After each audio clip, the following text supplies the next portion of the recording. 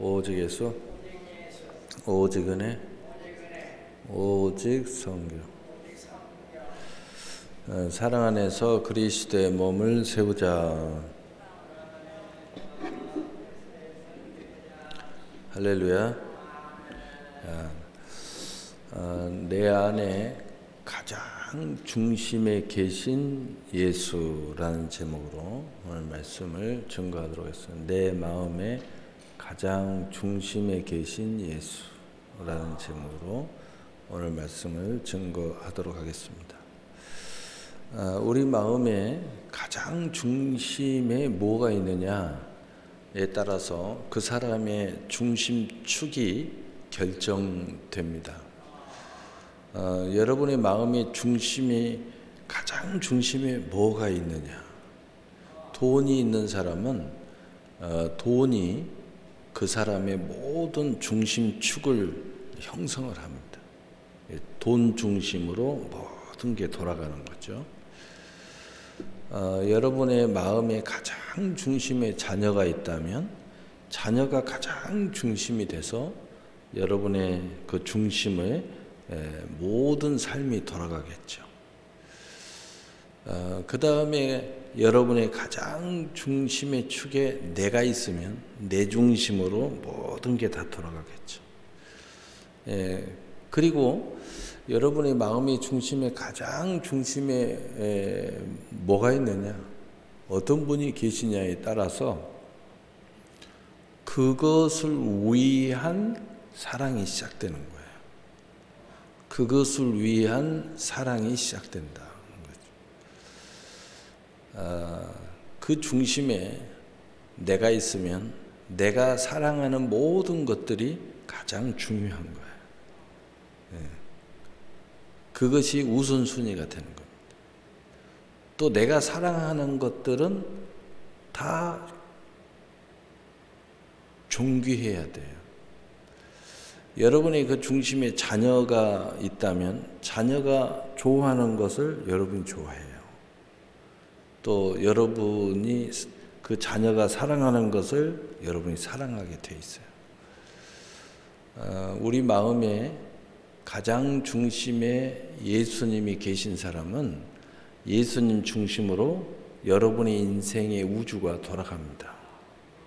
생각도 돌아가고 직업도 돌아가고 삶도 돌아가고 여러분의 삶의 중심의 바운드도 다 돌아가는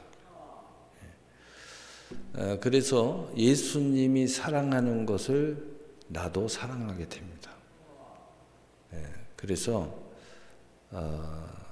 예수님이 하나님을 사랑하면 우리도 사랑하는 거죠. 그래서 예수님이 그런 말씀을 했어요. 너희가 하나님을 사랑하면 나도 사랑했으리라. 하나님의 말씀을 너희가 들었으면 내 말도 들을 것이다 라고 말씀을 했습니다. 그러면서 너희가 나를 믿으면, 나를 영접하면 내가 하나님을 사랑하는 것처럼 너희도 하나님을 사랑하게 될 것이고, 또 내가 하나님을 내 마음의 중심에 두었던 것처럼 너희도 하나님을 너희 마음의 중심에 둘 거다. 그 말을 내가 하나님 안에, 하나님이 내 안에, 또 내가 너희 안에, 너희가 내 안에 있는 것처럼 맨날이 못돼요. 보혜사 성령이 너희 안에 있게 될 거다 라고 설명을 합니다. 그래서 내 마음의 가장 중심에 뭐가 있느냐, 이게 굉장히 중요한 거예요. 우리가 예수를 믿고 하나님을 경외하면서 우리의 가장 중심에 예수님이 있는지 우리는 분명하게 이것을 분별할 수 있어야 된다. 이게 분별이 안 되면 여러분은 신앙생활을 잘못하게 돼 있습니다. 이 신앙생활의 중심이 하나님을 경외하는 것인데, 하나님이라고 부른 사람이 하나님이 중심이 되지 않는 사람은 그가 부른 하나님은 우리가 믿는 하나님이 아니에요. 예수님이라고 기도하면서 예수의 이름으로 기도합니다 라고 말한다면, 그런데 그 예수님이 여러분의 삶의 중심, 여러분의 마음의 중심에 계시지 않는다면 여러분이 기도하는 예수의 이름으로 기도하는 그분은 우리가 기도하는 예수님이 아니에요. 달라요. 똑같은 성경을 보고 있고 똑같은 예수의 이름으로 하나님을 부르고 있지만 여러분이 생각하는 하나님이 우리 하나님과 다르다는 거죠. 여러분이 하나님을 하나님으로 제대로 알고 섬기고 예수님을 예수님을 제대로 알고 믿고 그가 우리의 길이요 진리요 생명이라고 여긴다면 여러분의 삶이 그렇게 살면 잘못된 거죠. 여러분이 잘못된 거예요. 회개하셔야 돼요. 회개. 근데 나는 잘 살고 있어. 내가 뭐가 문제야? 라고 이야기한다면 여러분은 분명히 다른 하나님을 섬기고 있는 거예요. 다른 예수님을 믿고 있는 거예요. 그래서 여러분 기도해도 응답이 없어요. 또 여러분은 하나님의 경외에도 헛되게 경외하고 있는 거예요. 왜냐하면 다른 하나님을 지금 여러분은 섬기고 있기 때문에. 그래서 오늘 이 내 마음의 중심에 계신 예수님을 바로 하기 위한 가장 기초가 있습니다. 오늘 그것이 제대로 된 하나님, 제대로 된 예수님을 내가 섬기고 믿고 따르기 위해서 오늘 본문인 다시 한번 우리가 되짚어 봐야 돼요. 오늘 이 본문을 되짚어 보고 이 본문의 의미가 우리 안에 제대로 새겨진 사람은 삶의 중심이 다릅니다. 삶의 중심이 분명한 사람은 내 인생의 중심축이 있기 때문에 그 중심축이라는 것은 내 삶의 모든 중심의 추가 거기에 있어요. 추가. 그래서 그걸 중심으로 무게를 잡는 거예요. 그래서 추가 때로는 우리의 인생의 중량을 달아주기도 하고 또 우리의 인생의 균형을 잡아주는 추가 되기도 해요. 그래서 여러분의 인생을 달아주는 추가 될 때는 이게 저울이 이렇게 있으면 여러분 인생이 여기에 달려 있으면 이 추라는 것은 여기에 달려 있어요. 그래서 여러분의 인생이 이 추하고 딱 맞았을 때 저울이 반듯하게 달려요. 그러니까 내 인생이 지금 제대로 가고 있냐 못 되고 있냐는 것을 달아주는 거예요.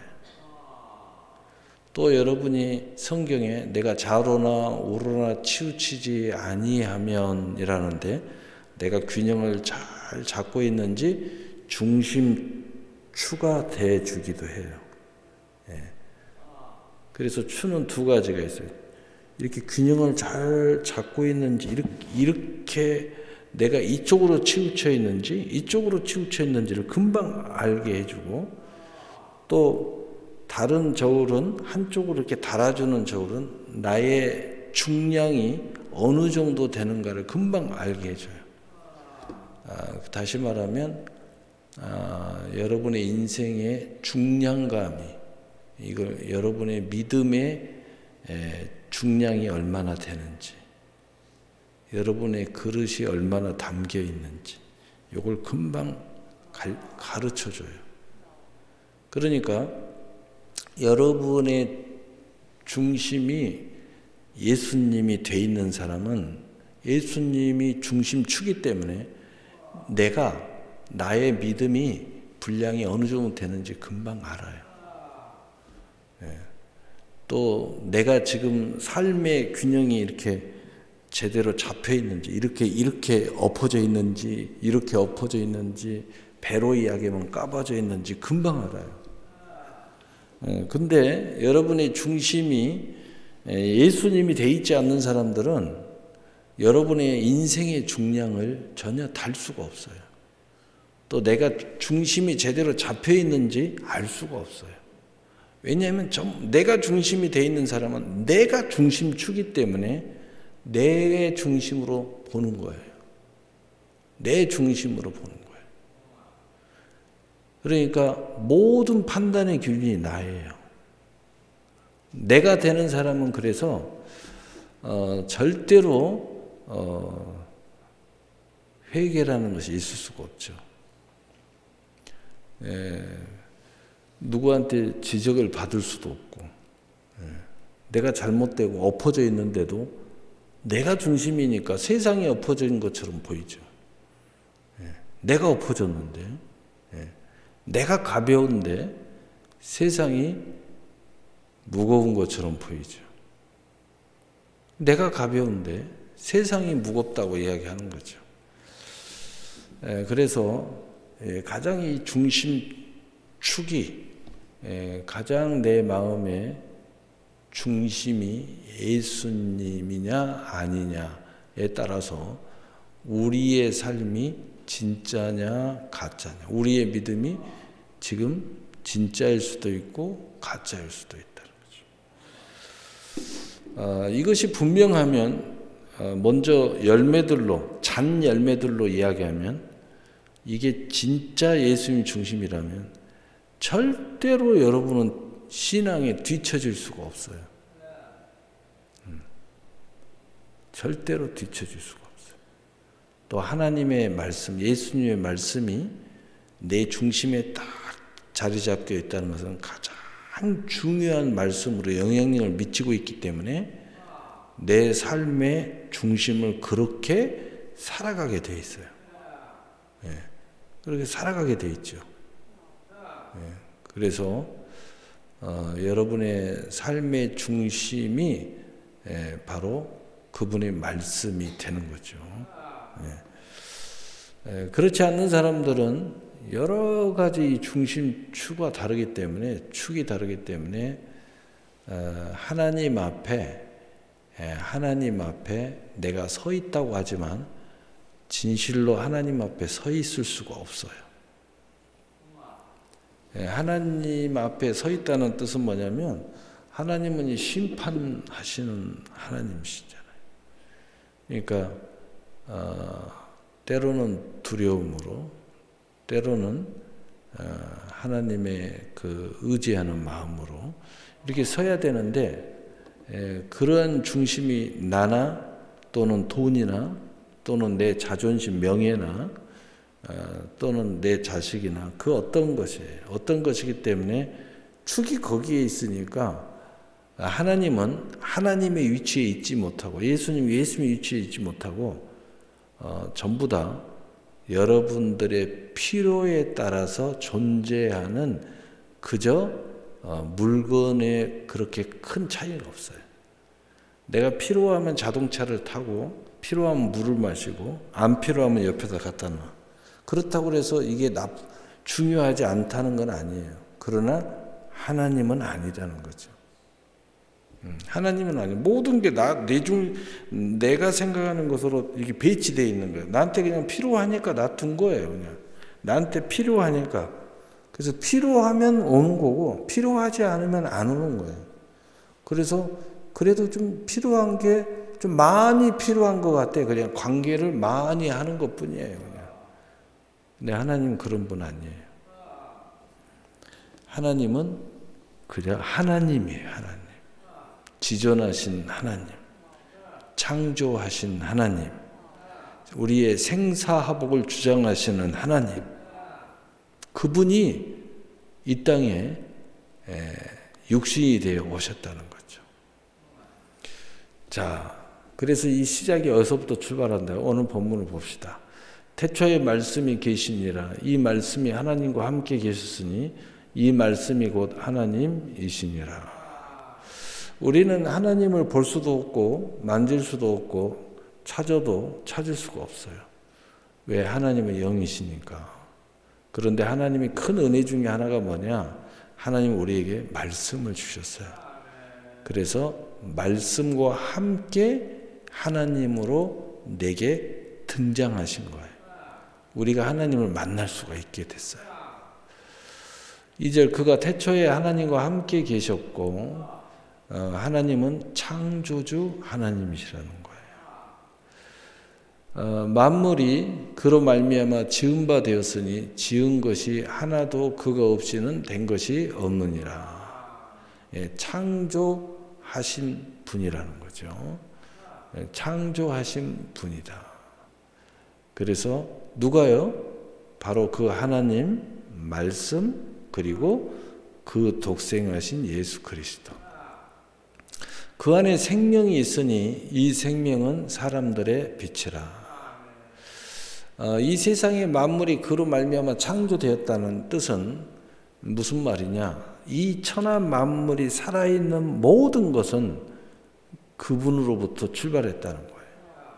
그래서 다시 표현하면 그 안에 생명이 있다는 거예요. 그래서 그 안에 생명이 있으니 이 생명은 사람들의 빛이라. 이 생명이라는 것을 다른 표현으로 빛으로 표현하고 있어요. 그래서 산 영은 빛이 비춰져 있다는 거예요. 왜 이렇게 표현하고 있느냐? 빛의 반대는 어둠이에요. 근데 빛이 삼위일체 하나님이에요. 다시 말해서 빛이 비춰져 있다는 것은 삼위일체 하나님과 항상 연결되어 있다는 거예요. 하나님의 은총이 내 안에 비춰주고 있다는 거죠. 임재하고 있다는 거죠. 그것이 곧 생명이라는 거예요. 다시 말해서 생명이 있다는 거예요. 생명. 오늘 제목으로 이야기하면 우리의 마음에 가장 중심이 예수인 사람은 빛이 우리 마음의 가장 중심에 비춰져 있다는 거죠. 또 오늘 말씀을 말하면 우리 마음의 가장 중심에 생명이 있다는 거예요. 다시 말해서 우리의 삶의 모든 기초는 생명이 왕노릇함으로써 살아가고 있다는 거예요. 그래서 우리의 모든 기초는 생명이 왕노릇하는, 즉 우리가 구원으로 생각하면 모든 삶의 중심이 구원받는 생각과 활동과 중심으로 움직인다는 거예요. 다시 말하면 믿음으로 움직인다는 거예요. 바로 그 이야기를 하고 있는 거죠. 그래서 5절 빛이 어둠에 빛이 돼 어둠이 깨닫지 못하더라. 그러나 어둠에 속해 있는 인생들은 빛이 이렇게 비쳤지만 깨닫지 못한다는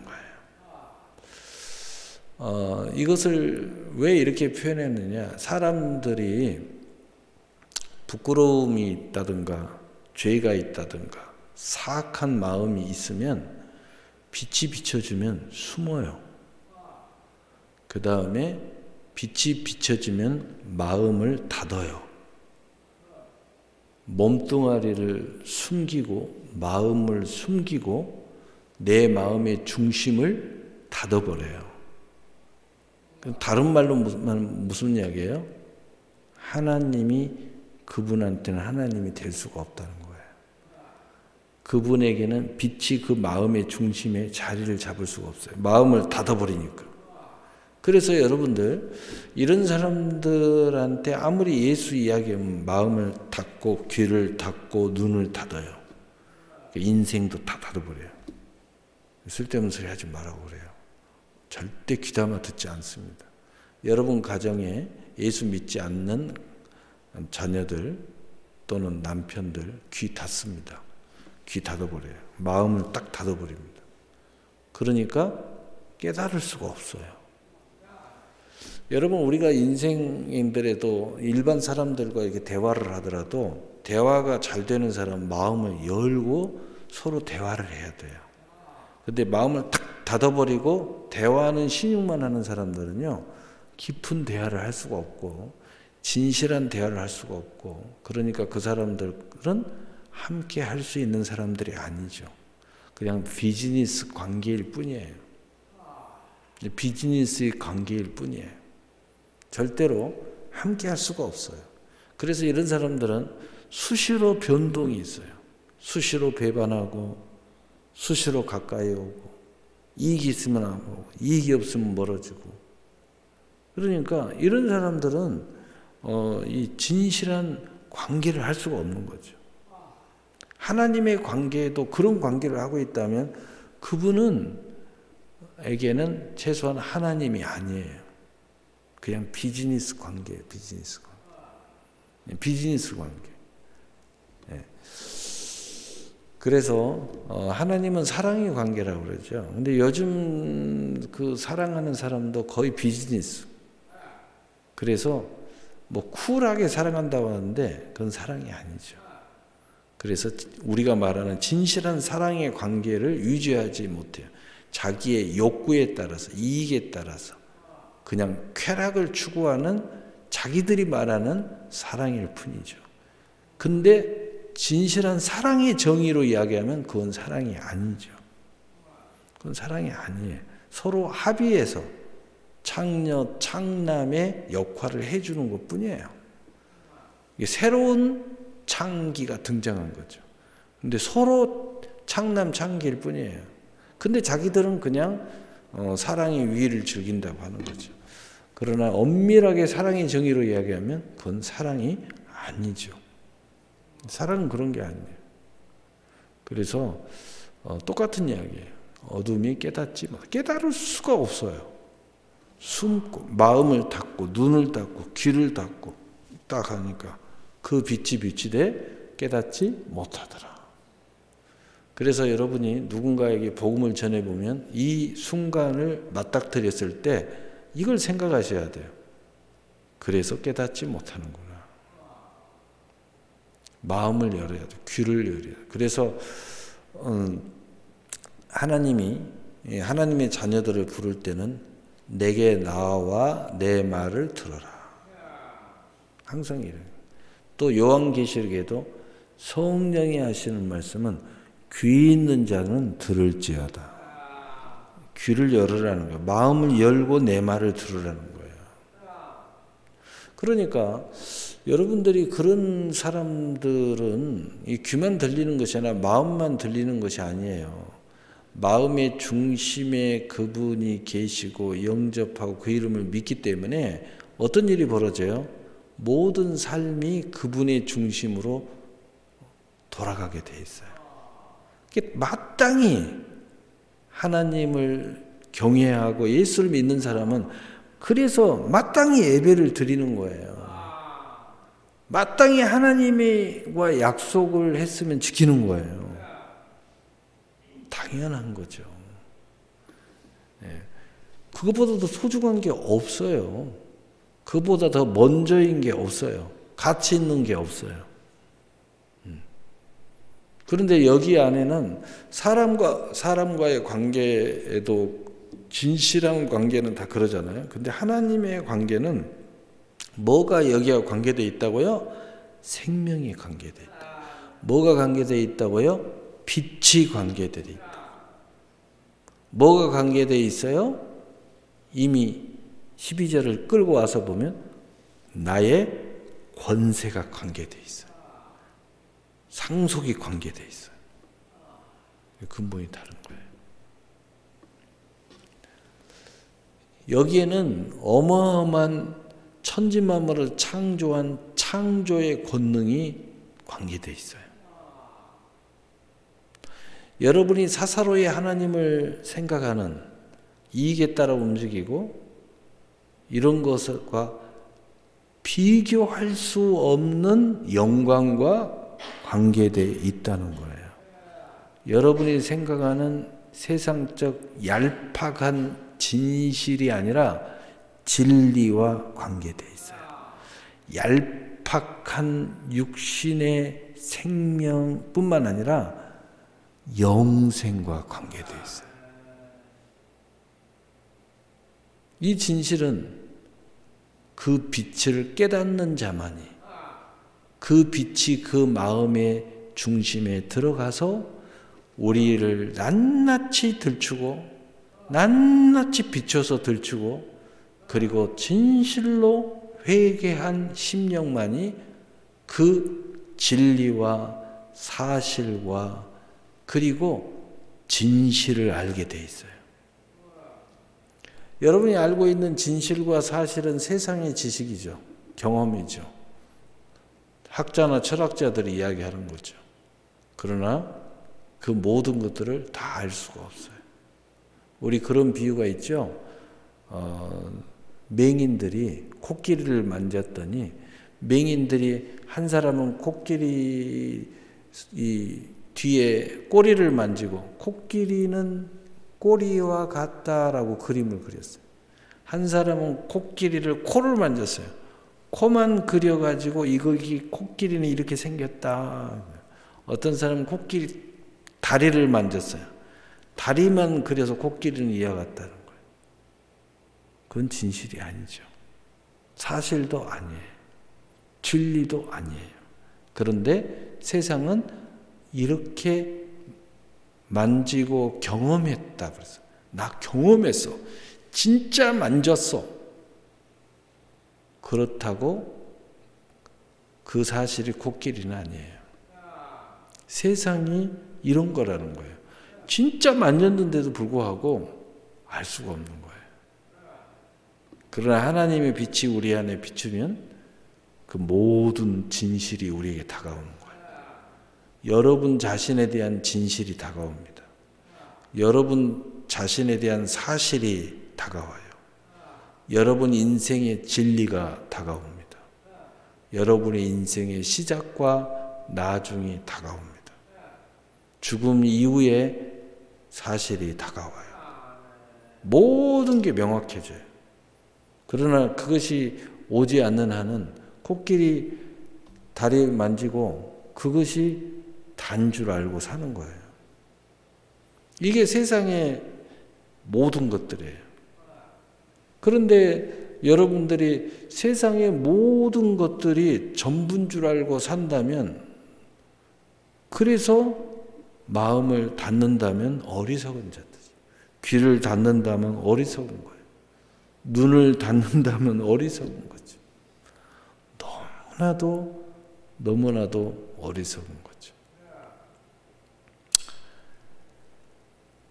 5절, 빛이 되어 어둠이 깨닫지 못하더라. 6절, 하나님께로부터 보내심을 받은 사람이 있으니 그 이름은 요한이라. 그가 증언하러 왔으니 그 빛에 대하여 증언하고 모든 사람이 자기로 말미암아 믿게 하려 함이라. 이 세상은 하나님께서 선지자들을 보내주셨어요. 주의 종들을 보내주셨어요. 그래서 좀 쉽게 이 말씀만 보내준 게 아니고 선지자, 주의 종들을 보내줘가지고 더 쉽게 그를 믿게 하려고 가진 예를 쓰는 하나님의 종들이 있어요. 그래서 때로는 이 종들이 불을 내리기도 하고 또 바다를 가르기도 하고 재앙을 내리기도 하고 온갖 기적을 행하기도 해요. 놀라운 하나님의 영광을 드러내기도 해요. 그리고 사자를 이기기도 하고 뱀이 물었는데도 죽지도 않고 살아나기도 해요. 그래서 많은 사람들이 성경을 믿게 하려고 하나님이 보냈는데 많은 사람들이 그 사람을 믿으려고 해요. 그래서 오늘 성경이 말합니다. 그는 믿게 하려고, 그 사람을 믿게 하려고 그 사람을 보낸 게 아니고 예수를 믿게, 모든 사람이 자기로 말미암아 믿게 하려고 온 사람들이다. 그 중에 한 사람의 대표가 요한이에요. 요한은 모든 선지자들과 주의 종들의 대표예요, 대표. 그래서 우리는 참으로 어리석은 신앙생활을 하는 사람이 너무 많아요. 이 요한을 믿으려고 그래요. 요한은 예수를 믿게 하려고 오신 분이에요. 이걸 알아야 돼요.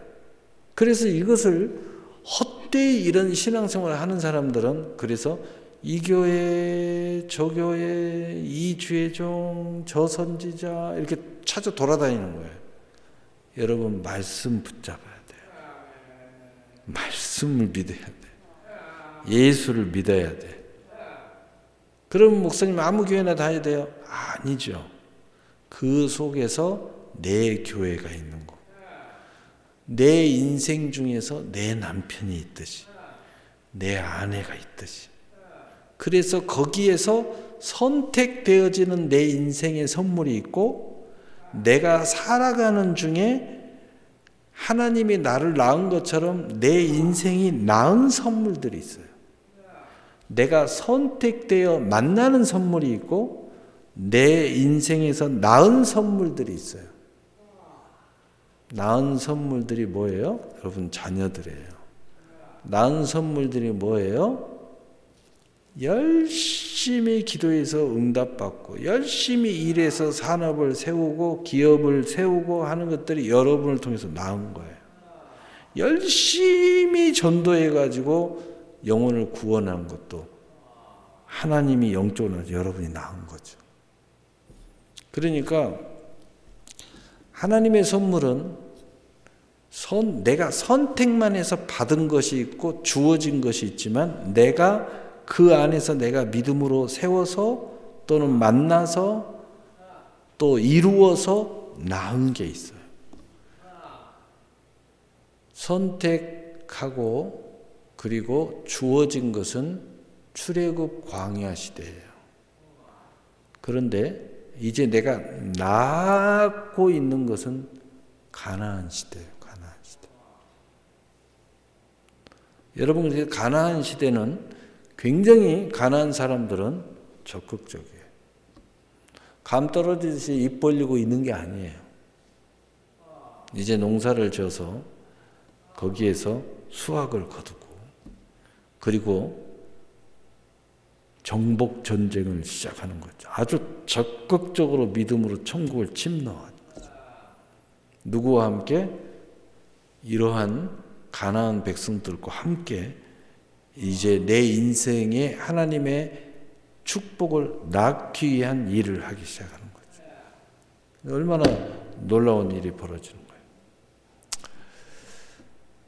7절 그가 증언하러 왔으니 그 곧 빛에 대하여 증언하고 모든 사람이 자기로 말미암아 믿게 하려 함이라. 8절 그는 이 빛이 아니요 이 빛에 대하여 증언하려 온 자라. 9절 참빛 곧 세상에 와서 각 사람에게 비추는 빛이 있었나니. 10절 그가 세상에 계셨으며 세상은 그로 말미암아 지은 바 되었으되 세상이 그를 알지 못하였고. 예수님이 이 땅에 이제 짠짜잔하고 등장했는데 이 주의 종들이 말씀 들고 오고 그리고 빛이 그들에게 막 비추고 하나님의 영광이 막 드러나고 이적과 기적과 표적들이 막 나타나는데도 그들은 알지 못하다는 거예요.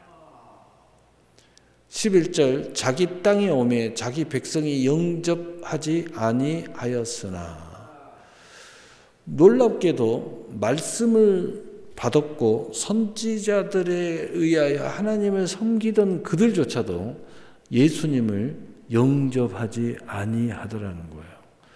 어떻게 된 영문인가? 왜 그들은 영접하지 못했을까? 이게 우리의 오늘 질문이에요. 여러분은 예수를 믿고 은혜 받고 했는데 어떨 때 하나님의 뜻에 순종이 안 되던가요? 어느 순간부터 순종을 못했나요? 옛날에는 그렇게 순종을 잘하더니. 여러분 그걸 생각해 보면 알 수 있어요. 여러분이 이미 하나님의 뜻인 줄 알고서도 순종하지 않는다면 서기관 바리새인들이나 그분이나 별 다름이 없다. 내가 수고하고 무거운 짐진 자가 되어서 오 주여 나를 구원하소서, 오 주여 나를 살려주십시오 라고 했을 때는 그렇게 하나님 말씀을 잘 듣고 간절히 눈물을 흘리면서 기도하더니 어느 순간부터 눈물의 기도가 사라져 버렸어요. 어느 순간부터 하나님의 예배가 내 중심이 안 돼요. 모든 것이 내 중심이에요. 이게 이제 큰 문제가 된 거죠. 그래서 예수님을 십자가에 못 박기 시작한 거예요. 안타깝죠. 그 사람이 성경의 유대인, 서기관, 바리새인들 뿐만 아니라 우리 안에 있다는 거예요. 그래서 자기 땅에 오면 자기 백성이 영접하지 않은, 분명히 하나님의 백성인데 분명히 예수 믿고 천국 가고 있는 사람인데도 예수님을 쫓아내요. 예수님 영접하지 않아요. 이 사람은 아까 비침에 깨닫지 못한 사람들하고는 달라요. 마귀 자녀들하고는 달라요. 하나님의 자녀들인데 눈을 닫고 귀를 닫고 마음을 닫아요. 이 심각한 이야기죠. 분명히 마귀의 자녀가 아닌데 귀를 닫아요. 분명히 하나님의 백성인데 예수님 영접하지 않아요. 어느 순간부터 하나님이 말씀하는데 절대로 듣지를 않아요. 이제는 내가 알아서 하겠다는 거예요. 자기의 소견대로 살겠다는 겁니다. 안타깝죠. 어떤 일이 벌어질까요? 12절 영접하지 아니하였으나 영접하는 자 곧 그 이름을 믿는 자들에게는 하나님의 자녀가 되는 권세를 주셨으니. 영접하지 않으니까 어떤 일이 벌어졌느냐? 새로운 영접하는 자들이 등장하기 시작했어요. 서기관 바리새인들이 예수님 영접하지 않으니까 어떤 사람들이 등장했어요? 창기들이 예수님 영접했어요. 세리들이 예수님 영접했어요. 수고가 무거운 짐자들이 예수님 영접하기 시작했어요. 스스로 죄인이라고 생각하는 사람들이 예수님 영접하기 시작했어요. 유대인들이 예수님 영접하지 않으니까 이방인들이 예수님 영접하기 시작했어요. 이런 일이 벌어졌어요. 그래서 어떤 일이 벌어졌어요? 자녀의 권세가 이쪽으로 옮겨와 버렸어요. 그리스도는 상속의 권세가 옮겨와 버렸어요.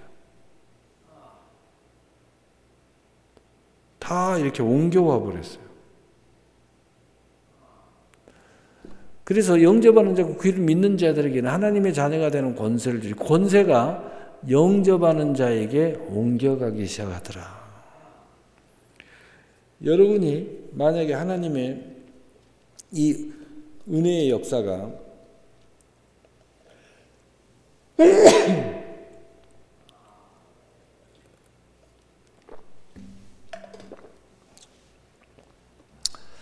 어느 날 갑자기 들려지지 않고 마음을 닫히기 시작하면 여러분의 모든 것들이 진실로 예수님을 영접하고 그 이름을 믿고 따르는 사람들에게 옮겨간다는 거예요.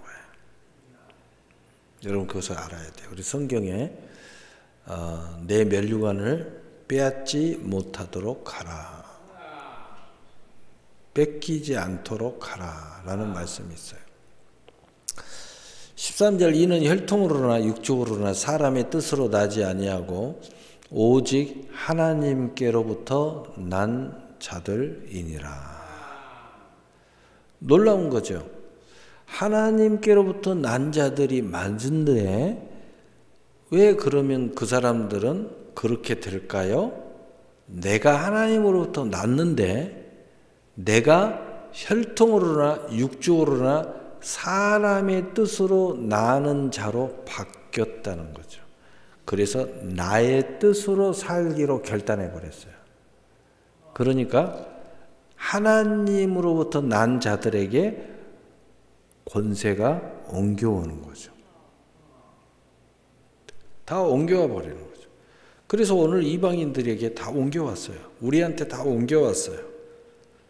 여러분, 이 역사는 계속 우리 가운데 이루어질 거예요. 계속 이루어지는 거예요.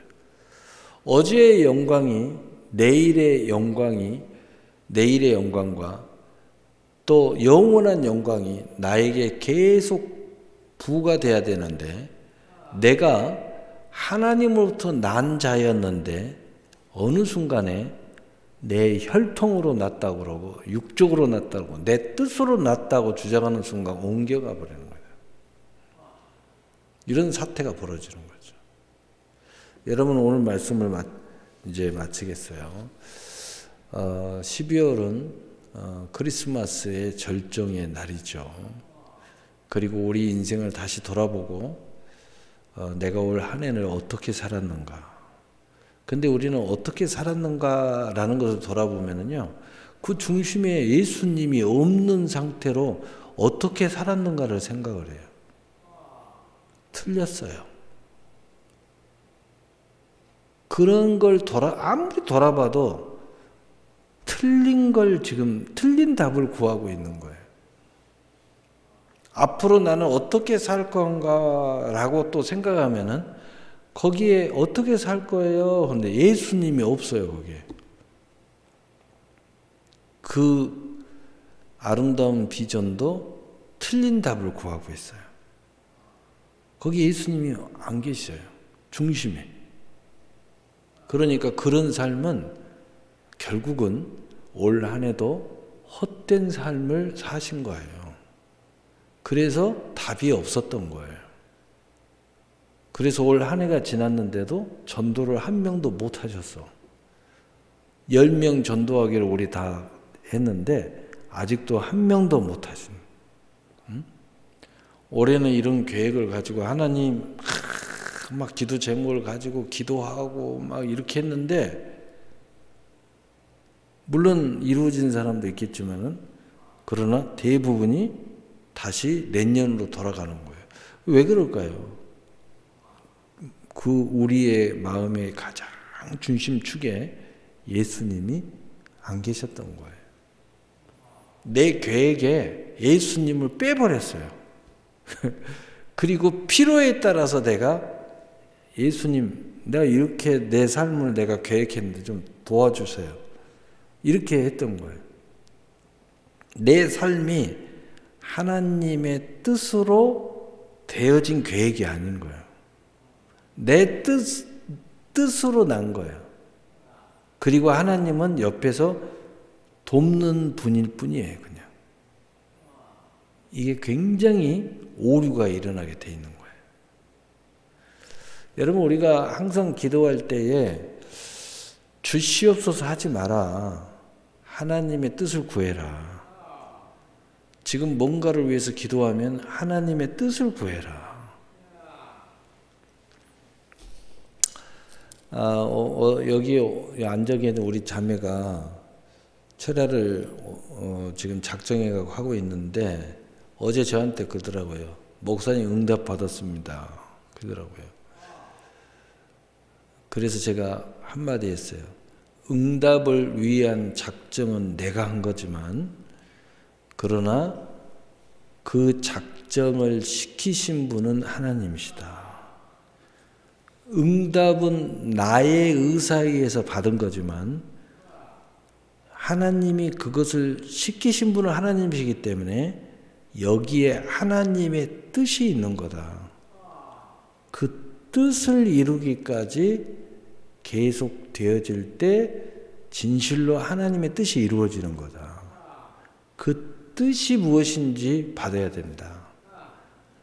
응답받는 것은 내가 원하는 것이고, 근데 이런 걸 통해서 하나님이 작정을 시켰어. 그렇다면 하나님의 뜻이 있는 거다.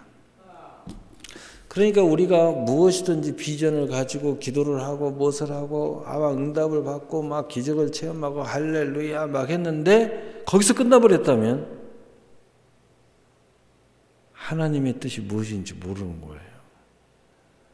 그걸 계속해서 가야 하나님의 뜻을 우리가 발견할 수 있어요. 우리가 하나님에게 기도하고 이렇게 해가지고 결혼을 했다. 할렐루야 하고 끝나버렸어요. 그러면 나는 하나님 앞에 이렇게 축복받아서 결혼도 하고 은혜 받았어. 근데 제가 하나님이 왜 우리 두 분을 만나게 하셨어? 결혼을 하게 하셨어? 잘 모르겠는데요. 뜻이 없는 거야, 뜻이. 뜻이 세워질 때 이제 이 부부가 그 뜻을 향하여 전력 질주하게 되는 거예요. 그래야 이 부부가 진짜 복을 받는 거예요. 이제 시작인 거예요. 이제 시작인 거예요. 내가 기도해서 응답받은 것이 끝난 게 아니라 이제 하나님의 뜻을 향하여 이제 출발해 가는 거예요. 왜? 그것을 만드시고 그것을 기도하게 하신 분이 하나님이셔요. 그리고 응답받으셔요. 이제 하나님께서 그걸 통해서 이루려고 하는 뜻이 있어요. 그 뜻이 이제 시작되고 있다는 거예요. 그 뜻을 알아야 돼요.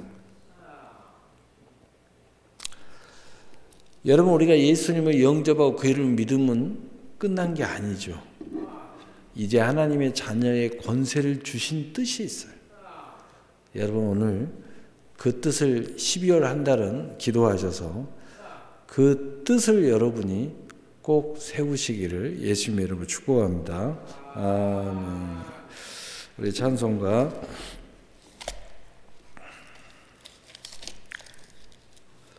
324장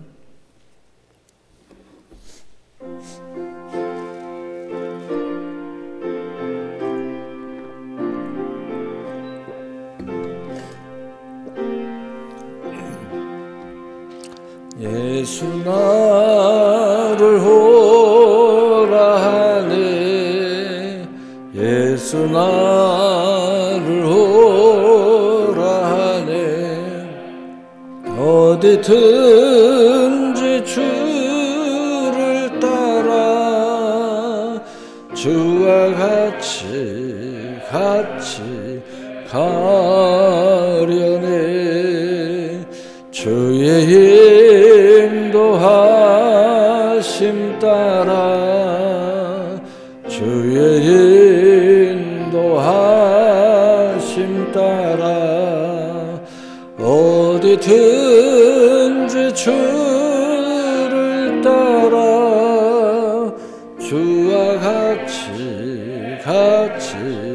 가려네 겟세마네 동산까지 주와 함께 가려 하네 피땀 흘린 동산까지 주와 함께 가려네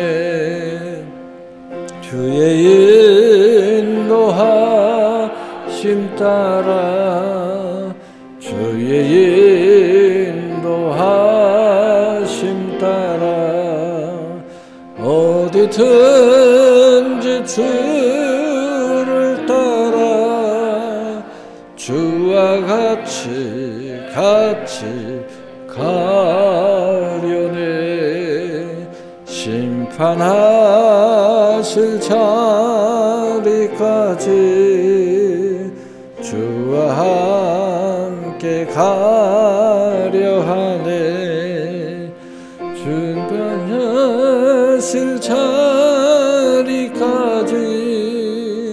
주와 함께 가려네 주의 인도하심 따라 주의 인도하심 따라 어디든지 주